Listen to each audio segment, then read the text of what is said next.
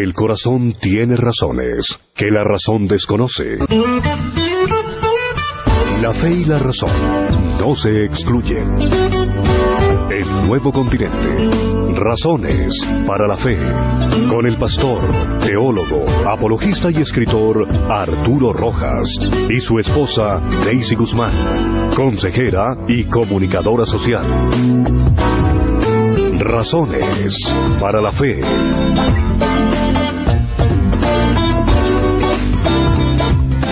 Buenas noches, de nuevo en nuestro espacio de Razones para la Fe.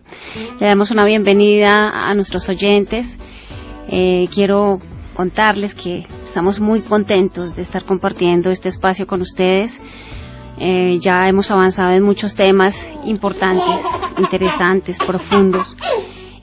Para los que no los han escuchado y se pongan al día, los pueden encontrar en el grupo Razones para la Fe en Facebook. Hoy vamos a tratar un tema no menos importante que se llama el ecumenismo, la unidad de la Iglesia. Hola, mi amor. Hola, nenita, ¿cómo estás? Bien, aquí contándoles a nuestros oyentes que estamos muy motivados, muy contentos de ir avanzando en nuestros temas, en nuestros programas. Contando los días para cada lunes estar aquí compartiendo y transmitiendo estas enseñanzas y estos temas que pues nos parece que deben ser del dominio de todo cristiano. Sí, los dos últimos programas tratamos sobre los milagros. Hubo mucha inquietud, llamadas y muy buenos comentarios, así que hoy seguimos con el ecumenismo. Bueno, entremos al tema, vamos al grano. Bueno, vamos a hacerle la primera pregunta. ¿Por qué el ecumenismo vuelve a sonar con fuerza por estos días?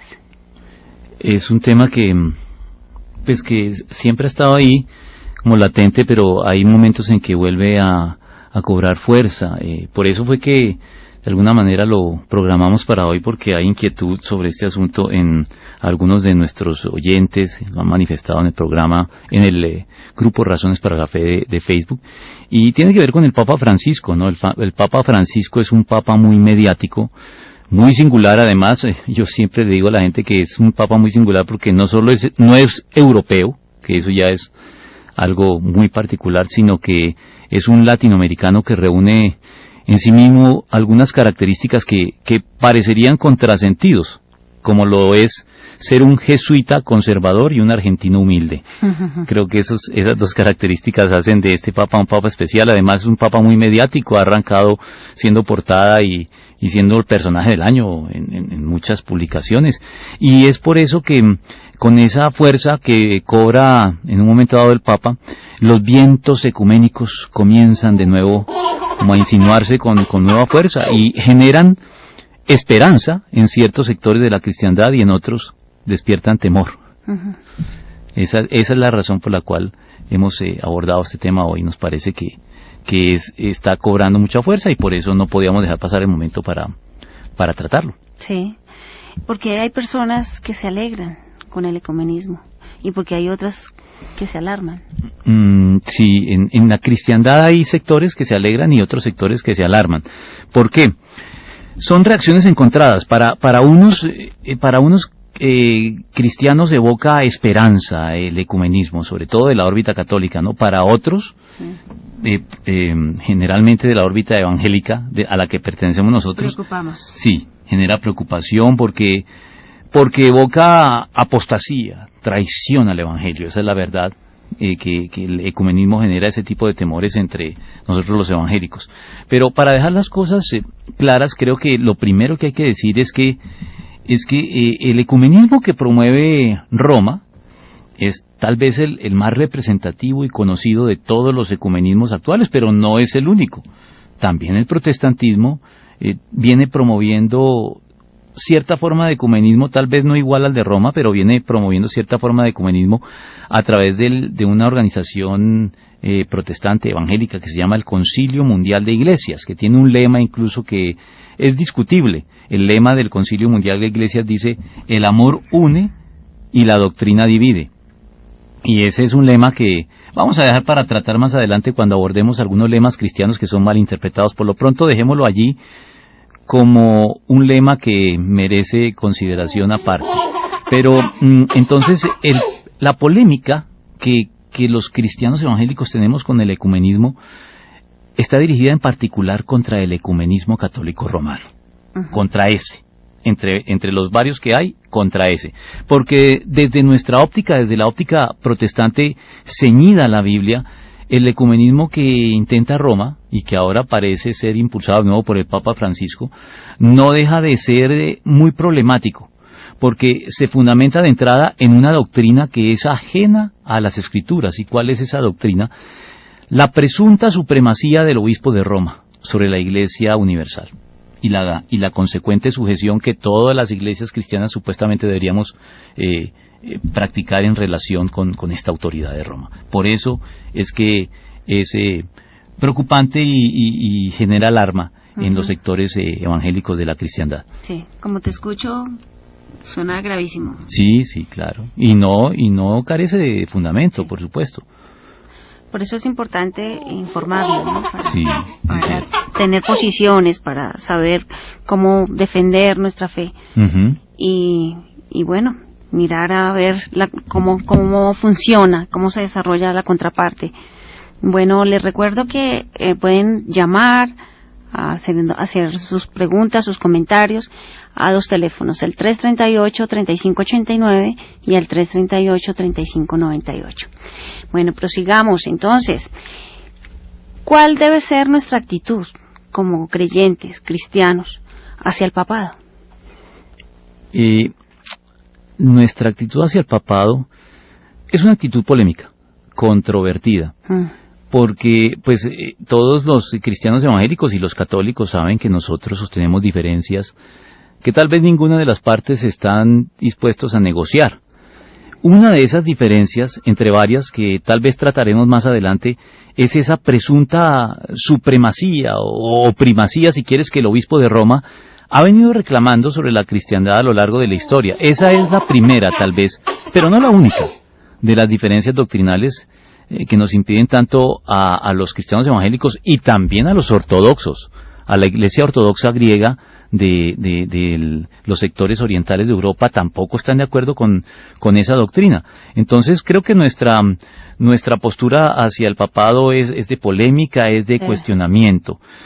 Así no existieran con Roma todas las demás diferencias doctrinales que podríamos enumerar, ya con esta bastaría para que nosotros mantengamos esa polémica y sostengamos un lema que en nuestra iglesia promovemos, que es con los cristianos unidad en la variedad, con los católicos y ortodoxos convivencia en la diferencia. Hay diferencias y no vamos a obviarlas ni las vamos a pasar por alto, y por eso es que nuestra actitud hacia el papado es un poco de cuestionamiento, de no aceptarlo. No aceptamos la primacía del papado, al margen de que haya eventualmente buenos papas, porque digamos yo no podría objetar a un Juan XXIII que promovió muchos acercamientos.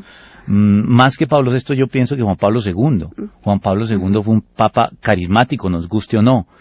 Entonces, a veces dicen, pero el Papa es una buena persona, es una persona, sí, probablemente sí, pero es que no es el Papa con quien tenemos nuestro conflicto, nuestra discusión, es con la institución como tal, no con la persona del papado. Exactamente. Tenemos una llamada, Julián, buenas noches. Muy buenas noches, mis hermanos, Dios les bendiga. Gracias, cuéntanos. Bueno, yo quisiera aportar algo sobre el papado. De todas maneras, en la línea papal se mueven dos líneas, que es la línea de los caballeros de María y la línea de los papas masones. Por este lado, pues también uno se da cuenta que hay tinieblas, de tal manera que el último papa de los caballeros de María fue Juan XXIII, y de los últimos papas todos han sido masones. Por lo tanto, nosotros sabemos qué es la masonería y hacia dónde va.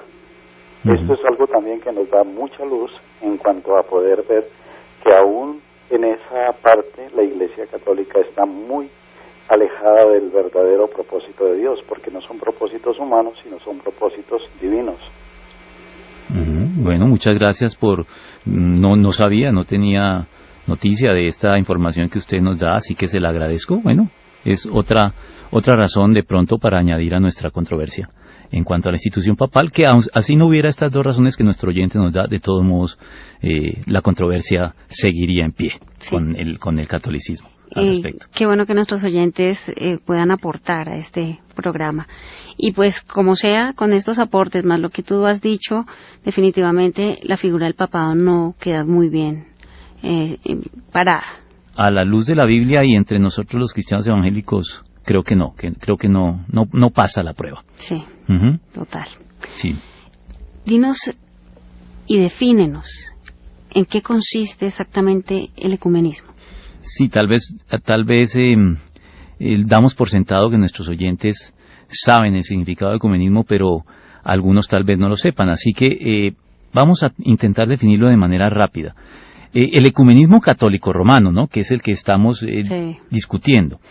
El ecumenismo es un movimiento promovido por Roma que tiene como fin reunir, aglutinar a todos los cristianos en una religión mundial única, con el Papa como cabeza.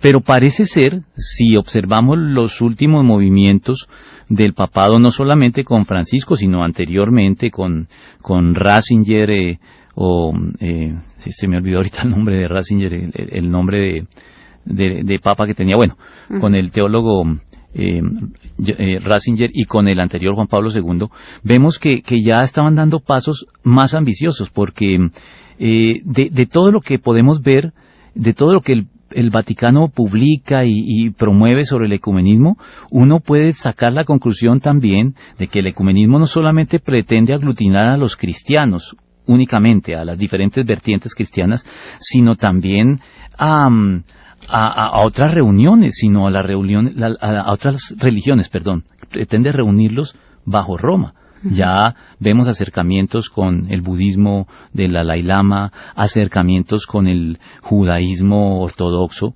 Nosotros reconocemos nuestras raíces judías y tenemos respeto hacia los judíos, pero tenemos también claras que los judíos no reconocen a Cristo como el Mesías, sí, y por eso nos parece que acercamientos tan estrechos con el judaísmo como los que se promueven bajo el ecumenismo son también cuestionables. Entonces, todo ese tipo de salidas que están teniendo los católicos nos parecen todavía más problemáticas, porque no solamente quieren reunir a la cristiandad, sino que quieren ampliar el rango y abarcar a otras religiones que no tienen nada que ver con la cristiandad. Así que creo que esa es una buena definición de lo que el ecumenismo pretende, y también ayuda a entender por qué estamos oponiéndonos a él. Sí, clarísimo. ¿Qué tenemos que decir los evangélicos sobre la legitimidad de la institución papal? Bueno, la institución papal, históricamente hablando, surgió sin tener un fundamento bíblico real, aunque Roma se ha preocupado mucho por tratar de darle ese fundamento bíblico, no lo tiene. La verdad es que la institución papal es una institución, desde el punto de vista cristiano bíblico, es una institución ilegítima. El episcopado de Roma sí, el cargo de obispo y las sedes episcopales sí existen. Desde la antigüedad, en Hechos de los Apóstoles, vemos obispos, y el dirigente de la Iglesia de Roma originalmente era un obispo, contra lo cual no tenemos ningún problema. El problema es que el obispo de Roma pretendió tener autoridad sobre todo el resto de obispos en el mundo, y ahí es cuando tomó formas.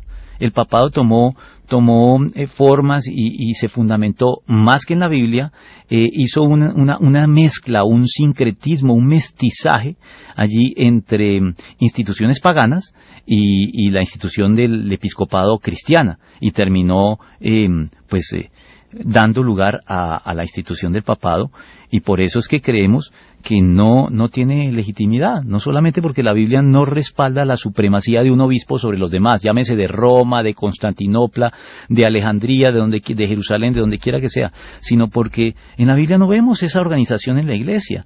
La dirigencia de la iglesia en la Biblia habla de obispos, de presbíteros, de pastores, de diáconos, pero nunca habla, pues sí, ancianos también, que es otra designación para los presbíteros, son términos sinónimos, aunque en diferente idioma, pero nunca vemos la institución papal. Y en cambio, cuando revisamos un poco la historia del paganismo romano, encontramos muchas similitudes.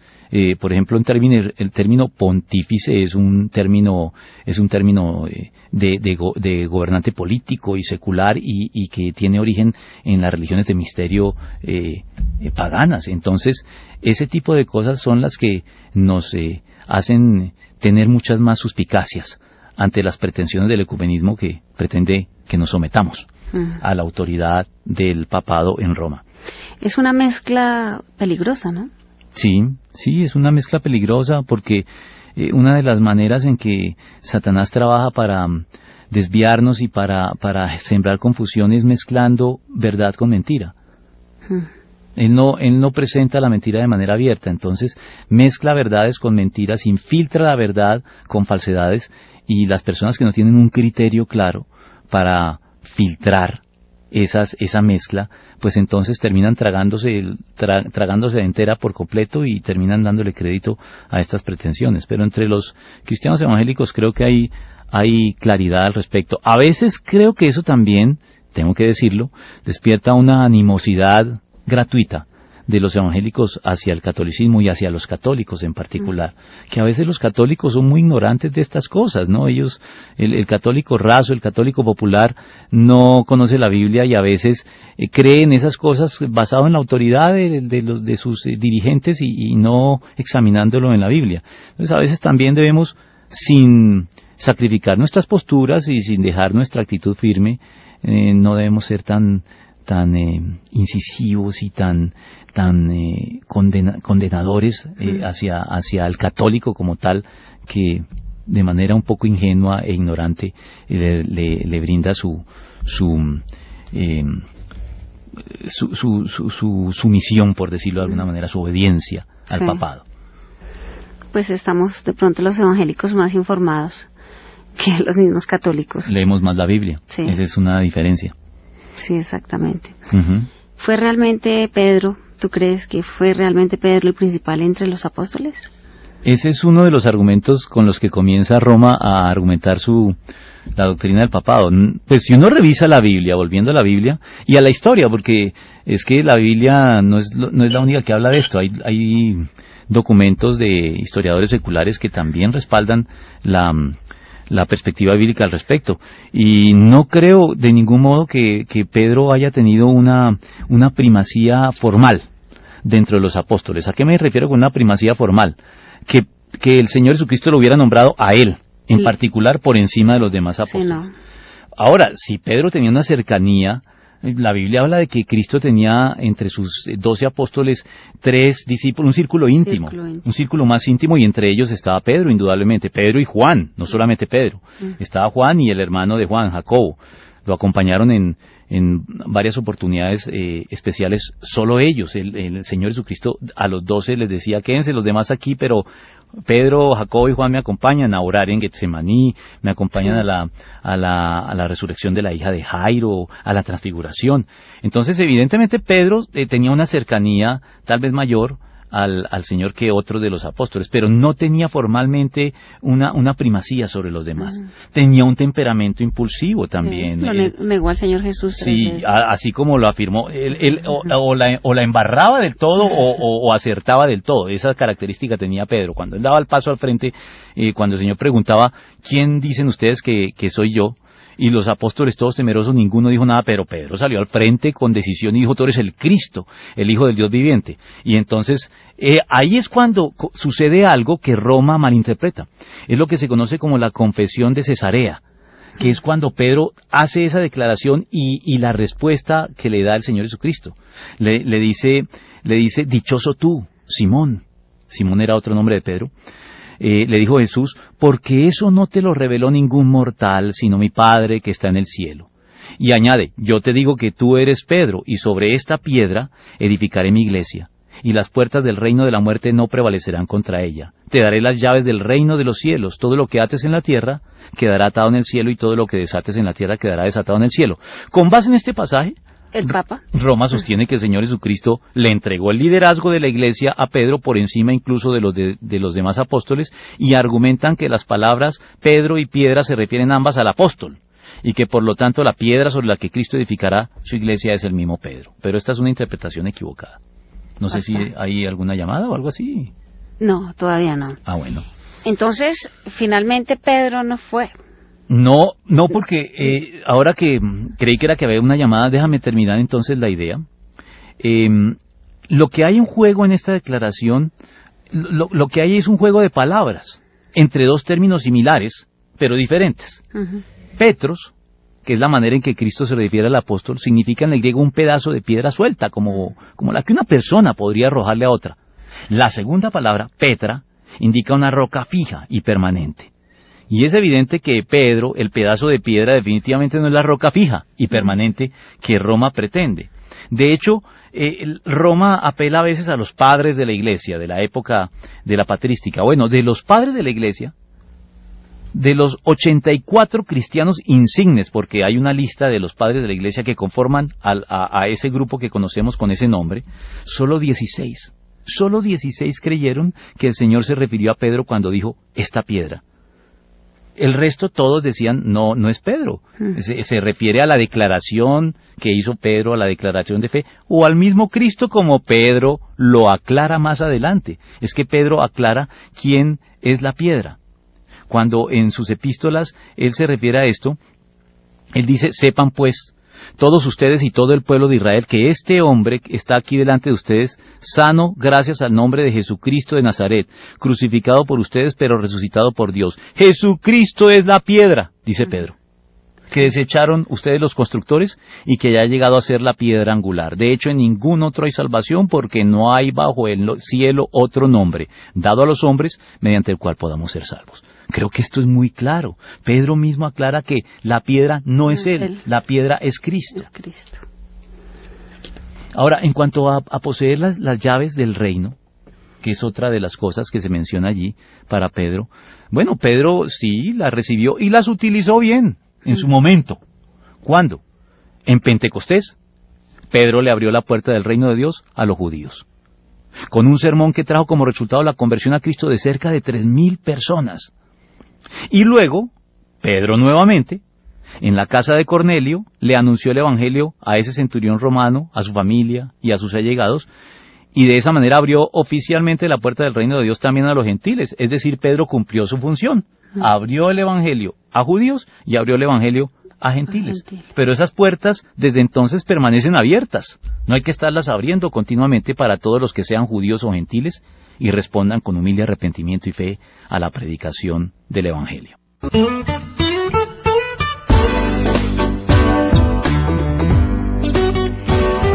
Seguimos con nuestro tema, el ecumenismo y la unidad de la Iglesia. Bueno, entonces, la siguiente pregunta sería, ¿fue Pedro el primer papa?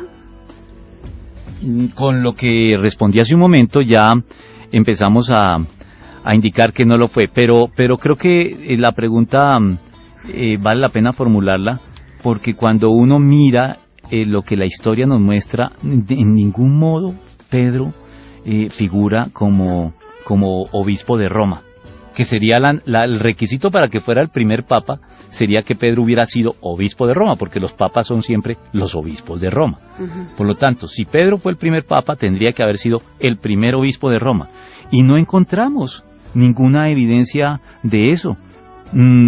Pedro no fue el primer papa. Roma dice que supuestamente desde el año 42 al 67 después de Cristo, él ejerció como obispo de Roma, pero ningún documento histórico lo confirma, ni siquiera las escrituras. Las escrituras, por el contrario, las escrituras ubican al apóstol en muchos lugares diferentes.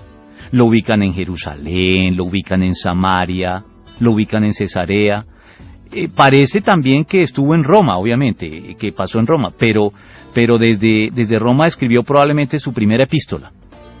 Dicen algunos que cuando él habla de Babilonia en su primera epístola podría estar refiriéndose a Roma, y sí es posible que estuviera en Roma, pero no el periodo que le asigna el catolicismo, todos esos años como obispo. Mira, hay otras evidencias circunstanciales, por decirlo así, en la Escritura. Pablo escribió una epístola a los romanos, Sí. y mencionó por nombre propio, en el cierre de la epístola, a 27 personas. 27, eso es un número grande, en los saludos finales, pero no menciona a Pedro dentro de los 27, y eso hubiera sido inconcebible, hubiera sido un despropósito si Pedro se encontrara como obispo de Roma, no saludar al obispo de Roma y a otras 27 personas de la iglesia así. También Pablo escribe varias epístolas después desde la prisión, cuando ya está encarcelado en Roma. Él ya está en Roma encarcelado, y vuelve a mencionar en esas epístolas desde la prisión a varios creyentes por nombre propio, pero de nuevo omite a Pedro. Lo que sí es seguro, y eso sí es lo único confiable en todas estas tradiciones, lo que sí es seguro es que Pedro y Pablo coincidieron brevemente en Roma, hacia el final de sus vidas. Eso sí es seguro. Y ambos murieron como mártires, bajo la persecución de Nerón en Roma.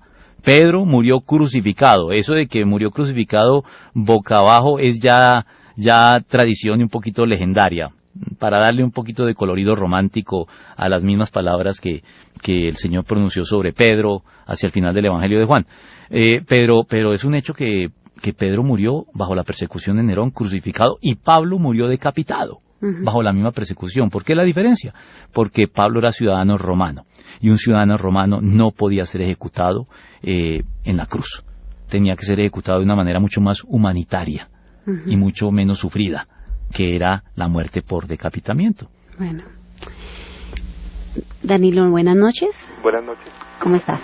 Bien, gracias. Cuéntanos. Es que le quería preguntar al pastor. Sí. Es cierto que el papado no existe, pero cuando Pablo lo mandaron donde Jacobo, a preguntar si estaba predicando la verdad, ¿había un concilio o no? Sí, es cierto. En Gálatas se menciona, pues más que un concilio, digamos que el grupo de los 12 siempre fue un grupo reconocido, los 12 que el Señor Jesucristo eligió. Pero en Jerusalén, cuando Pablo llega a Jerusalén, él menciona a tres y dice que son considerados columnas. Permíteme un momento, y eso lo ubicamos aquí de manera rápida en la epístola a los Gálatas para no mencionarlo, sino para leerlo textualmente. Aquí ya lo tengo. En Gálatas 2, en el versículo 9 dice: en efecto, Jacobo, Pedro y Juan, que eran considerados columnas. Aquí está la declaración de Pablo en relación con ellos. En Jerusalén él se encontró con Jacobo, que qué curioso, ¿no? Pero este Jacobo no es un apóstol, no es ni Jacobo el mayor ni Jacobo el menor, sino que todos los historiadores y comentaristas bíblicos están de acuerdo en que este Jacobo, que era el dirigente de la iglesia de Jerusalén, era el hermano o el medio hermano, más exactamente, del Señor. Y él era el dirigente de la iglesia de Jerusalén. Si tú revisas Hechos de los Apóstoles, descubrirás que cuando se hizo el concilio de Jerusalén, quien dicta la última palabra, quien toma la vocería al final y toma la decisión final que el concilio va a adoptar, es Jacobo. No ni Pedro, ni Juan, ni ningún otro de los 12, sino el hermano del Señor. Entonces aquí vemos que, pues sí, Pedro tenía un lugar allí importante, nadie le va a negar eso a Pedro, pero lo compartía. Era un gobierno, como tú lo acabas de decir, era un gobierno, digamos, colegiado, por decirlo de alguna manera. No era el gobierno de una persona sobre los demás, sino era algo compartido. El liderazgo lo compartían los 12. Entre ellos estaba Pedro, y parece ser que después se añadió el hermano del Señor y el mismo Pablo, que está allí presente también con voz y voto. Si eso se mantuviera, ¿cierto? Se hiciera bíblicamente, pues eso ayudaría muchísimo a que no naciera un poco de sectas, ¿cierto? Porque una cosa es la visión, pero la doctrina tiene que ser la misma. Sí, entonces no se torcerían un poco de personajes, ¿cierto? Sí, yo creo que sí. El gobierno de la iglesia debería ser compartido entre diversas personas, y no una sola. Eso fue uno de los cambios que hubo, y sabes que esa es una de las dificultades que hay en cuanto a la sucesión papal, que es un tema que íbamos a tocar o que vamos a tocar un poquito más adelante. La sucesión papal al comienzo en Roma no puede ponerse de acuerdo sobre quiénes fueron los primeros papas. ¿Y cuál es la razón? Según muchos historiadores, la razón es que no había un papa en particular, sino que en la Iglesia de Roma los que gobernaban era un cuerpo de presbíteros. Y por eso es que es tan difícil identificar a uno por sobre los demás, porque no había propiamente esa jerarquía que Roma ya ha implementado allí en el Vaticano, sino que probablemente había un obispo de Roma, pero el obispo de Roma era el primero entre pares, si entienden la expresión. Primero entre pares quiere decir una persona elegida entre otros iguales para ejercer una dirección, pero bajo la supervisión y con el consejo de todos los pares, sus iguales.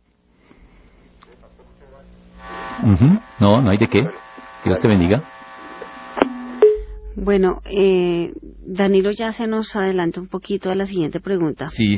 Pero de todas formas la voy a hacer porque no quiero que se nos quede dentro del tintero. Y mi pregunta al respecto es, ¿se puede mostrar la sucesión papal que argumentan los católicos a favor del papado? No.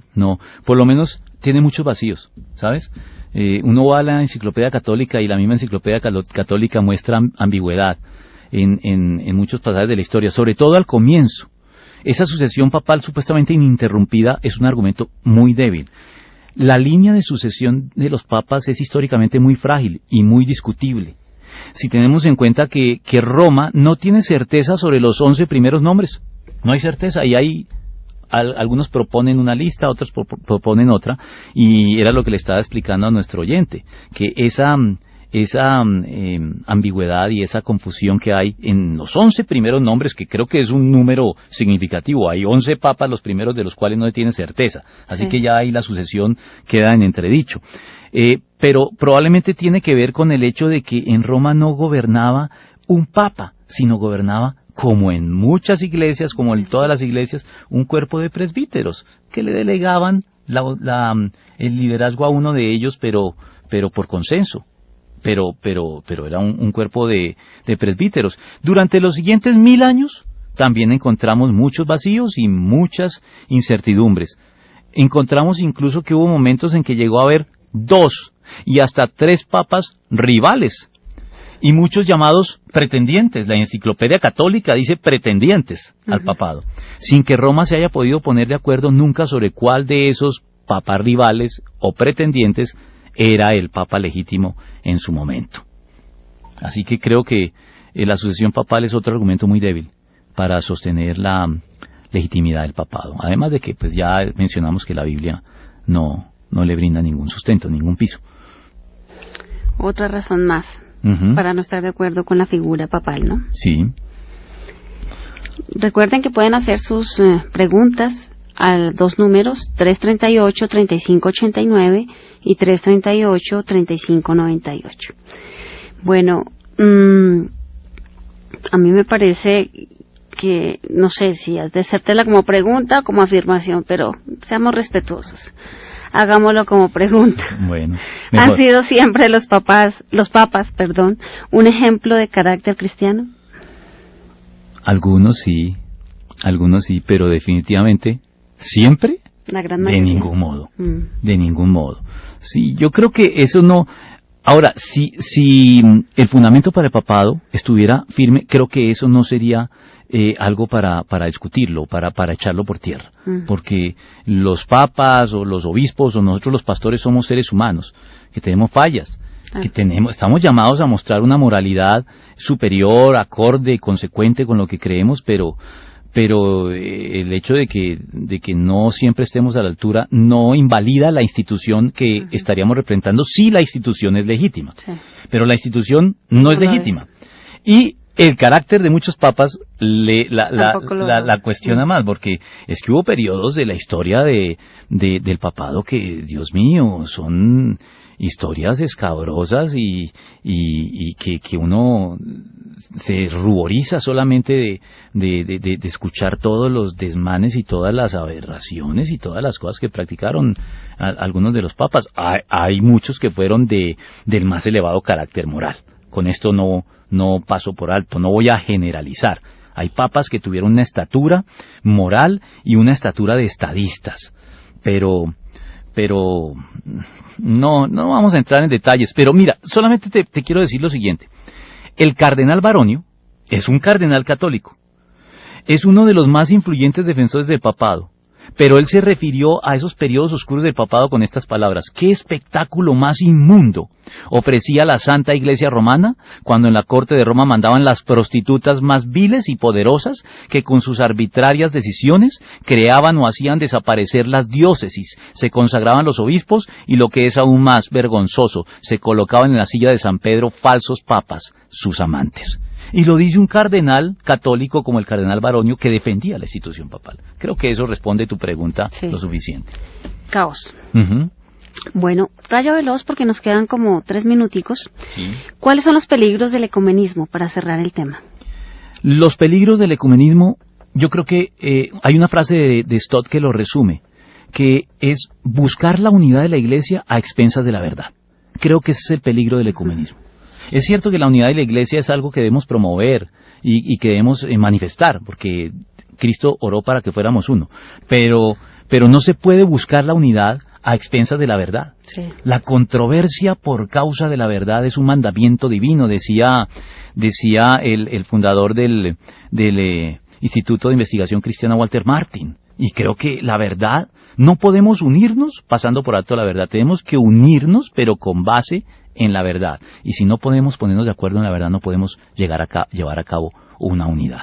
Así que creo que es el temor que los cristianos legítimamente tenemos hacia el ecumenismo y que no va a desaparecer hasta que el Señor regrese. Bueno, que el Señor venga pronto por su pueblo. Así es. Por lo pronto que podamos estar siempre fieles y firmes, agradándolo y tratando de conocer lo más posible todo lo que tenga que ver con él. Dios los bendiga a nuestros amables oyentes y nos vemos de hoy en 8. Bueno, igualmente Dios los bendiga. Estaremos el próximo lunes con ustedes. El corazón tiene razones que la razón desconoce. La fe y la razón no se excluyen. El nuevo continente. Razones para la fe. Con el pastor, teólogo, apologista y escritor Arturo Rojas y su esposa Daisy Guzmán, consejera y comunicadora social. Razones para la fe.